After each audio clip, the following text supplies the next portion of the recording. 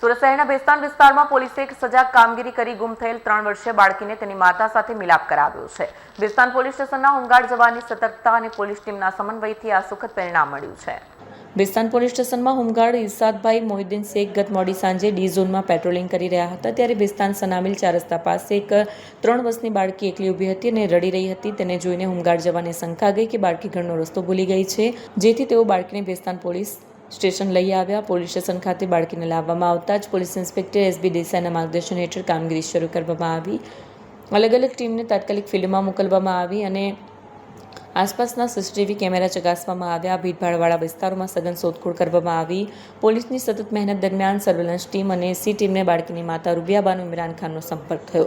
તેઓ અલીફનગર ભીડી બજાર ઉન ભેસ્તાન ખાતે રહે છે. તેમને તાત્કાલિક ભેસ્તાન પોલીસ સ્ટેશન લાવવામાં આવ્યા અને બાળકી ખાદિકા ઇમરાન ખાનને સહી સલામત હાલતમાં તેની માતાને સોંપવામાં આવી. આ સમગ્ર કામગીરી દરમિયાન બાળકીને કોઈ પ્રકારની તકલીફ ન થાય તેનું ખાસ ધ્યાન રાખવામાં આવ્યું છે. કેમેરામેન હકીમ શેખ સાથે વસીમ હાસમીનો રિપોર્ટ, આઝાદ ન્યૂઝ, સુરત.